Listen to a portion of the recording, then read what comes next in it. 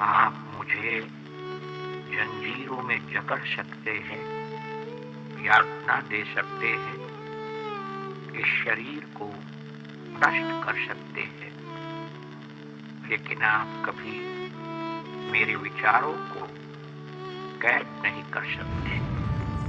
प्रेम की शक्ति दंड की शक्ति से 1000 गुना प्रभावशाली एवं स्थायी होती है। गांधी जी ने बहुत सुंदर कहा था। आज 2 अक्टूबर 2023 को महात्मा गांधी की 154वीं जन्म जयंती मनाई जा रही है। आज के दिन ही महात्मा गांधी के साथ साथ पूर्व प्रधानमंत्री लाल बहादुर शास्त्री की भी जन्म जयंती मनाई जाती है। महात्मा गांधी का जन्म 2 अक्टूबर 1869 को पोरबंदर गुजरात में हुआ था। वे एक प्रसिद्ध वकील, राजनेता, सामाजिक कार्यकर्ता और लेखक थे, जिन्होंने ब्रिटिश शासन के विरुद्ध भारत के राष्ट्रवादी आंदोलन में महत्वपूर्ण भूमिका निभाई। दक्षिण अफ्रीका में 1893 से 1915 तक उन्होंने जन आंदोलन की एक नई पद्धति यानी सत्याग्रह की स्थापना की और इसके साथ नस्लवादी शासन का सफलतापूर्वक डटकर सामना किया। सत्याग्रह के विचार के तहत सत्य की शक्ति और अहिंसा के साथ सत्य की खोज की आवश्यकता पर बल दिया। विश्व भर में गांधी जयंती के अवसर पर 2 अक्टूबर को अंतर्राष्ट्रीय अहिंसा दिवस का आयोजन किया जाता है। अहिंसा और अन्य गांधीवादी तरीकों के माध्यम से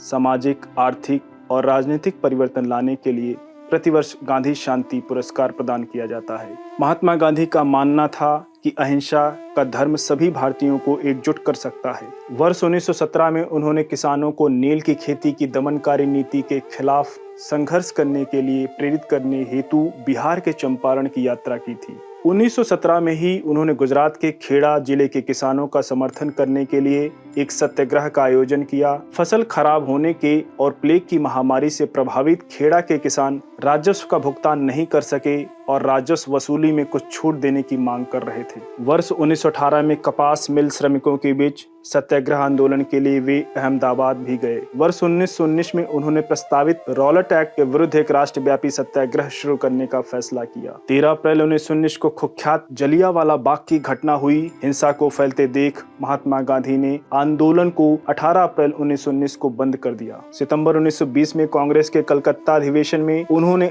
अन्य नेताओं के खिलाफत और स्वराज के समर्थन में एक असहयोग आंदोलन शुरू करने की आवश्यकता के बारे में आश्वस्त किया। दिसंबर 1920 में नागपुर में कांग्रेस के अधिवेशन में असहयोग कार्यक्रम को अंगीकार किया गया। फरवरी 1922 में चौरी चौरा कांड के बाद महात्मा गांधी ने असहयोग आंदोलन को वापस लेने का फैसला किया। वर्ष 1930 में गांधी जी ने घोषणा की कि वे नमक कानून को तोड़ने के लिए एक मार्च का नेतृत्व करेंगे। उन्होंने साबरमती आश्रम से गुजरात के तटीय शहर दांडी तक मार्च किया, जहां उन्होंने समुद्र के किनारे पाए जाने वाले प्राकृतिक नमक को इकट्ठा करके नमक पैदा करने के लिए समुद्र के पानी को उबालकर सरकारी कानून तोड़ा। यह घटना सविनय अवज्ञा आंदोलन की शुरुआत को चिन्हित करती है। वर्ष 1931 में गांधी जी ने एक संघर्ष विराम संघर्ष नीति को अपनाया। 1 वर्ष से अधिक समय तक यह आंदोलन जारी रहा, किंतु वर्ष 1934 तक इसने अपनी शक्ति खो दी। द्वितीय विश्व युद्ध के प्रकोप के साथ भारत में राष्ट्रवादी संघर्ष अपने अंतिम महत्वपूर्ण चरण में प्रवेश कर गया।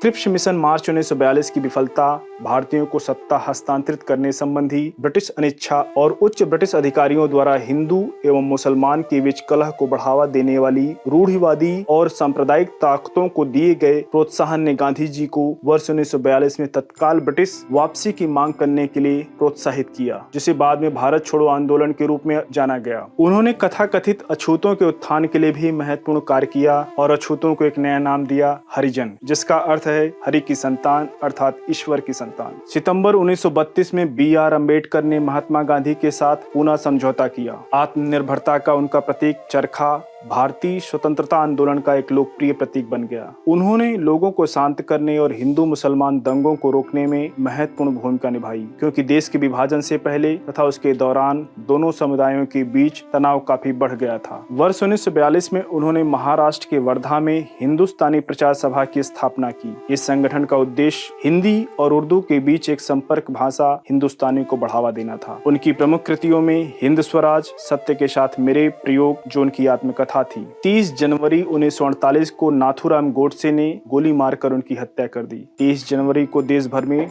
शहीद दिवस के रूप में मनाया जाता है। गांधी जी की शारीरिक मृत्यु हुई है किंतु उनकी आत्मा अजर, अमर एवं अविनाशी है। यही कारण है कि वर्तमान में गांधी जी की प्रासंगिकता समूची दुनिया के लिए बनी हुई है। हाल ही में भारत ने G20 की अध्यक्षता करते हुए नई दिल्ली में शिखर सम्मेलन का सफल आयोजन किया। दुनिया के सभी नेताओं ने गांधी जी के स्मृति स्थल राजघाट जाकर गांधी जी को श्रद्धा सुमन अर्पित किया। दोस्तों, ये थी महात्मा गांधी के जन्म जयंती के अवसर पर नेक्स्ट IAS की विशेष प्रस्तुति। धन्यवाद।